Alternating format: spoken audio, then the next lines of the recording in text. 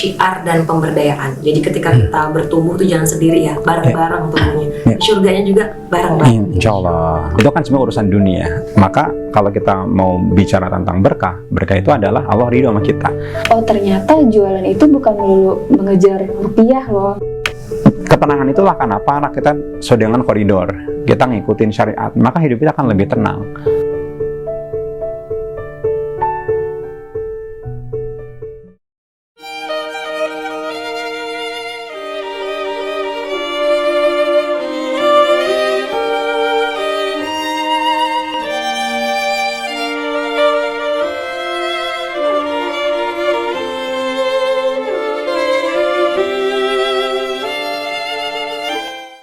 Bisnis yang berkah tadi, bisnis yang membuat hati kita tenang ya. Nah sekarang lanjut ke Mbak Binti. Menurut Mbak Binti gimana sih bisnis yang berkah itu? Setuju dengan yang tadi disampaikan oleh Kak Kusnan ya Kak. Bisnis yang berkah menurut aku itu adalah yang mendekatkan diri aku dan tim aku nih ke Allah gitu. Dan yang bisa membawa kemaslahatan tidak hanya untuk aku, Gamis Amira, tapi juga untuk orang-orang yang ada di sekitar. Masya Allah, bener banget sih Mbak, yang bisa membawa kemaslahatan tadi ya. Oke, baik, tadi kita sudah bahas tentang bisnis melibatkan Allah, tentang bisnis itu berkah dan sebagainya.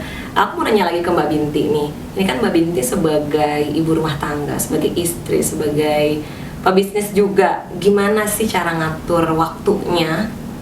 Kalau ditanya cara ngatur waktu ya Kak, sebenarnya gak ada yang perfect ya, karena semua itu aku evaluasi sama suami aku. Tapi pada dasarnya menurut aku ya, yang paling berpengaruh ketika aku bisa menjalani di sisi lain aku sebagai owner sebagai owner distributor di all shop aku, juga sebagai istri dan ibu, ada di situ peranan penting yang tidak bisa dipungkiri gitu Kak, ridhonya suami gitu Kak. Jadi pada saat aku awal menjalani usaha ini masuk sebagai distributor Shiraki, aku minta izin dulu nih sama suamiku, boleh nggak nih kira-kira kalau misalnya aku jualan online gitu. Terus termasuk ngebahas juga nih masalah kalau nanti aku packing nih, kan pada saat itu aku belum punya tim ya Kak.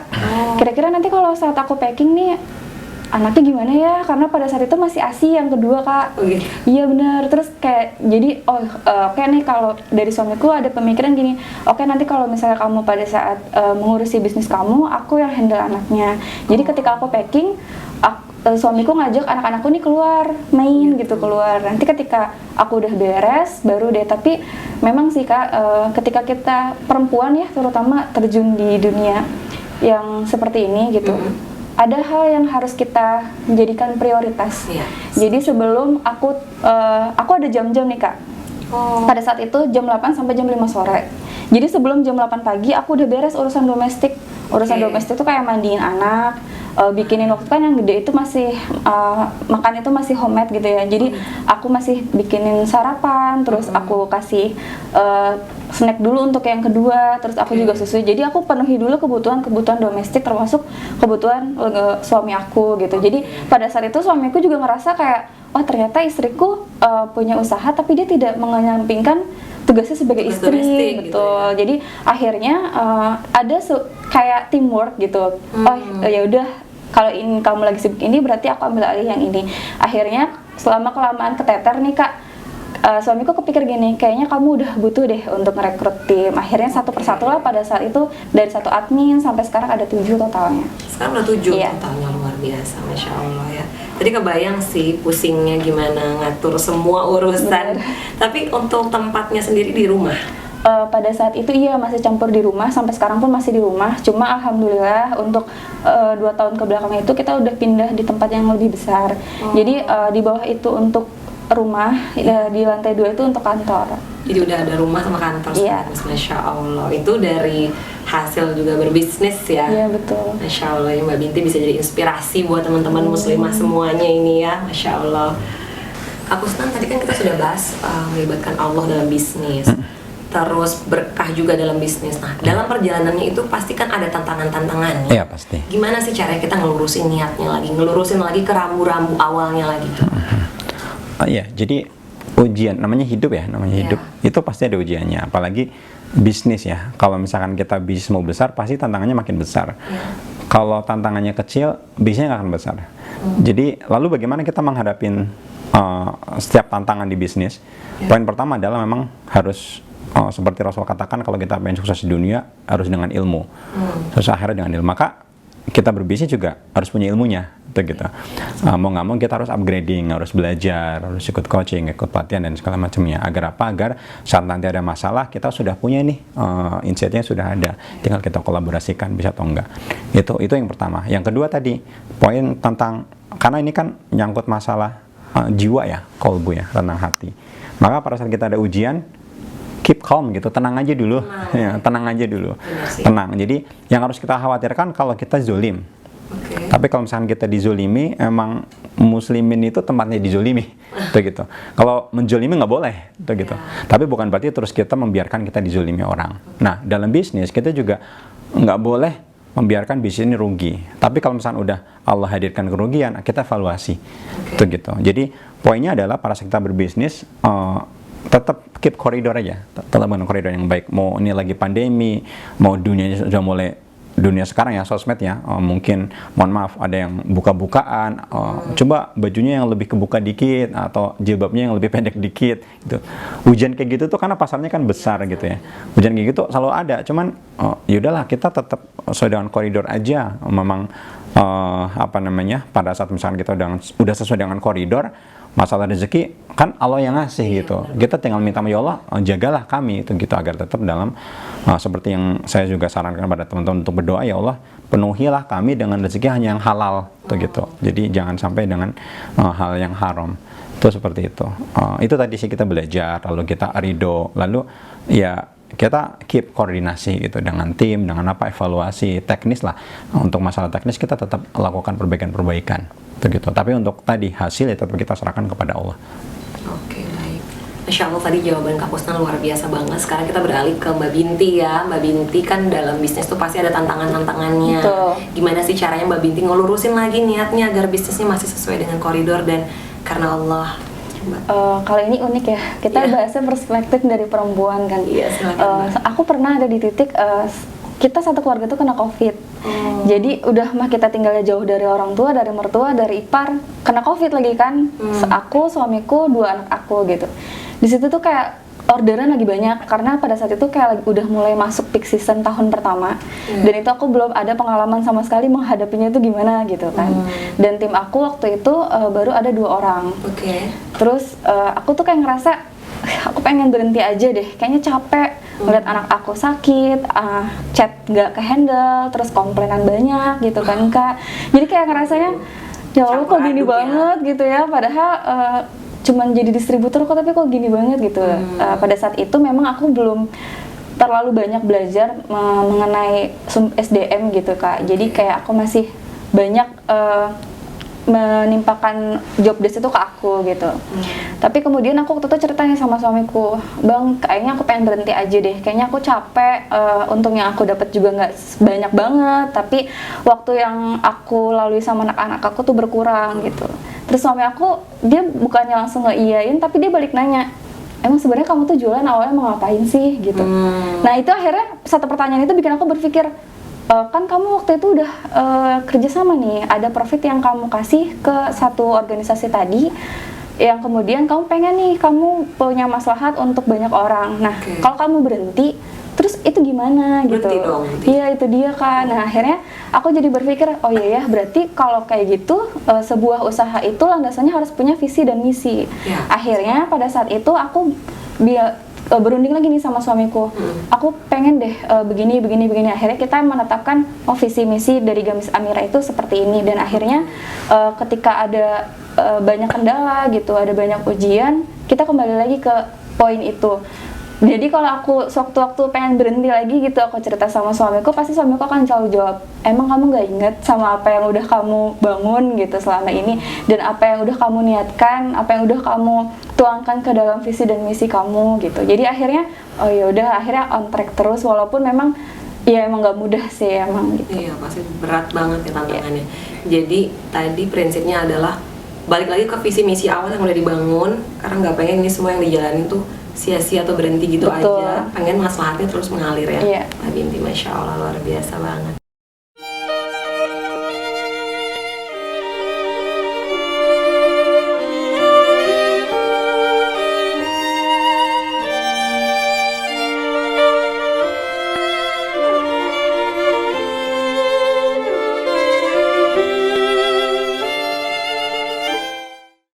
Oke, tadi kita udah bahas gimana berbisnis dari perspektif langit. Nah, sekarang kita pengen tahu dari narasumber nih, saran-saran atau tipsnya buat teman-teman yang baru mau mulai bisnis supaya bisa dapat berkah juga, omset juga dapat. Oke, silakan Kak Kusnan. Umar itu pernah melarang kaum muslimin itu pergi ke pasar sebelum dia tahu tentang fikih muamalah. Karena pedagang itu satu kaki di surga, satu kaki di neraka. Pada saat dia, dan di pasar itu udah 90% lah itu resiko kita akan kena riba, baik pelaku maupun kita yang tertimpa ribanya. Itu yang pertama. Jadi kita harus belajar fikih muamalah. Itu yang pertama. Yang kedua, belajar teknis bisnis. Misalkan bagaimana cara develop produk, bagaimana cara mencari pasar, marketing, belajari dulu gitu. Jangan ada duit langsung buka bisnis, nanti nggak laku gimana, bangkrut gimana. Jadi belajar dulu. Ilmu dulu kan? Jadi ilmu baik ilmu. Sebenarnya ilmu itu kan di dunia itu cuma ada dua ilmu ya. Pertama adalah hukum Allah ya, atau hukum alam atau hukum Allah. Yang kedua adalah ilmu selamat gitu, ilmu Islam. Kalau ilmu hukum alam itu kan ilmu Allah, itu kan ilmu tentang sebab akibat nih. Misalkan saya mau bisnisnya bagus, berkembang, ya saya harus belajar gitu. Punya benchmark, punya segala macamnya. Nah, kalau misalkan mau selamat ya kita belajar tentang Islam. Ilmu Islam kan artinya selamat ya. Ya, dan ini ya panjang lah, kita belajar syariat, belajar fikih-fikih dan sebagainya. Itu yang kedua. Jadi pertama tadi kita fikih muamalah, lalu belajar tentang bisnis. Nah, yang ketiga mental emang nih. Jadi jadi siapin mental. Jadi jangan hanya siap untuk untung, tapi juga siap untuk rugi. Itu gitu. Karena kalau mental ini nggak ada, baru sekali ternyata rugi, udah langsung jadi antipati tuh dengan usaha, dengan bisnis. Itu gitu. Karena kami pun juga nggak sekali dua kali bisnis Shiraki kan untuk yang sekian kalinya. Itu gitu. Kita juga bikin Shiraki Redup, kita juga bikin brand-brand yang lainnya. Itu memang harus seperti itu. Berarti tadi poinnya terakhir mental. Iya, mental ini. Gimana caranya ketika lagi jatuh tuh supaya bisa balikin lagi mentalnya? Nah, kalau kita bicara tentang mental itu kan dilatih dengan exercise ya, latihan. Misal kita nggak berani ketemu orang, ya coba aja ketemu sekali, 2 kali, 3 kali, lama-lama gue pengen ketemu orang, saya pengen ketemu orang. Kita nggak bisa jualan, coba aja jualan sekali, 2 kali, ngerasain duit, jadi pengen jualan lagi. Jadi ya dilatih gitu, exercise, latihan. Nggak ada orang hebat, adalah orang terlatih. Itu gitu. Nggak ada pembisnis hebat, adalah pembisnis terlatih. Misalkan kayak orang yang kaya raya, pembisnis hebat, dia pasti udah berulang tahun, berpuluh tahun dia berbisnis. Seperti itu. Jadi tadi ada 3 poin ya teman-teman, belajar fikih, belajar ilmu tentang bisnis, dan tadi melatih mental. Itu penting buat kamu yang baru mau mulai bisnis ya. Sekarang ke Mbak Binti, menurut Mbak Binti gimana nih tips buat para pemula dan teman-teman yang mau berbisnis supaya bisa dapat berkahnya dunia akhirat? Kalau dari aku nih Kak, sama dengan yang disampaikan oleh Kak Kusnan, cuma aku mau menambahkan sedikit ya. Kalau tadi kan udah secara globalnya ya. Aku tahun kedua itu ada masalah. Jadi pada saat itu ada salah satu agenku itu, dia tanya gini, Kak, sebenarnya apa yang kita jalanin ini udah sesuai belum ya? Kan aku nih statusnya sebagai reseller, terus kakak distributor, terus pusat sebagai brand, terus gimana gitu Kak hukumnya? Apa udah sesuai atau belum? Akhirnya pada saat itu selain yang tadi pertama kan aku menentukan visi misi supaya ketika nanti ada kendala atau apa aku masih on track gitu usahanya. Yang kedua adalah memang benar yang dikatakan oleh Kak Kusnan tadi, kita harus belajar tentang fikih muamalah. Jadi supaya kita tahu dan memastikan apakah yang kita jalani ini sudah sesuai dengan syariat dan koridor. Karena jangan sampai visi kita sudah besar, misi kita sudah baik, tapi ternyata pelaksananya tidak sesuai dengan syariat. Kan itu akhirnya tidak jadi berbisnis dengan jadi Allah berkah, ya. Iya benar. Betul. Jadi akhirnya pada saat itu aku belajar tentang fikih muamalah. Aku sempat ikut sekolahnya selama 3 bulan. Jadi setelah itu akhirnya aku merasa yakin, oh apa yang aku jalani insya Allah sudah benar, apa yang pusat berikan SKDB itu insya Allah sudah sesuai, jadi aku tinggal memaksimalkannya. Kan manusia itu tidak akan berubah nasibnya kalau dia tidak merubah apa yang dia sendiri. Betul.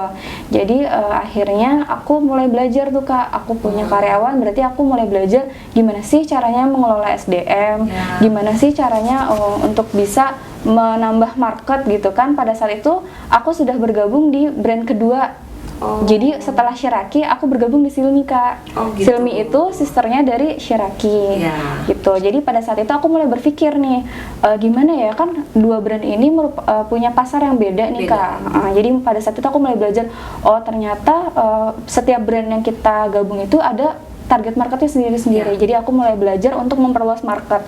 Pada saat itu aku mulai belajar yang namanya ads, terus aku juga mulai belajar mengelola agen dan reseller itu gimana. Karena ketika kita memiliki banyak orang nih, Kak, di dalam bisnis kita, pasti kalau nggak dikelola itu akhirnya akan kacau dan akan Iya sih. banyak kasus, banyak masalah gitu. Nah, dari situ akhirnya mulai tahu nih, ternyata bisnis itu tidak hanya perlu visi dan misi, tidak hanya perlu belajar tentang agama sebagai syariat dan pedomannya, tapi juga belajar tentang bagaimana memperbesar usaha itu sendiri. Dan bagaimana mengelola bisnis itu Iya, sendiri. betul. Masya Allah, luar biasa. Makasih jawabannya Mbak Binti. Iya. Dan makasih juga kepada Kak Kusnan. Dan ini kita masuk kepada sesi penutup, karena kita sudah sesi terakhir nih ya, udah penutup dari podcast kita. Kita tadi sudah bahas tentang berbisnis dari perspektif langit. Semoga dari podcast ini banyak hikmah dan pembelajaran yang teman-teman semua bisa dapat, terutama bagi teman-teman yang ingin berbisnis. Bagaimana berbisnis yang berkah, bagaimana berbisnis yang melibatkan Allah. Aku mengucapkan terima kasih kepada Kak Kusna, Siap. terima kasih, dan kepada Mbak Binti Iya. ya sudah menjadi bintang tamu kita. Dan tidak lupa aku ucapkan terima kasih kepada Shiraki Indonesia yang sudah mensupport wardrobe kita pada hari ini. Dan teman-teman jangan lupa follow Instagram @pedulijilbab dan @shiraki.indonesia. Kita jumpa lagi di lain kesempatan. Aku Erni, pamit undur diri. Wassalamualaikum warahmatullahi wabarakatuh.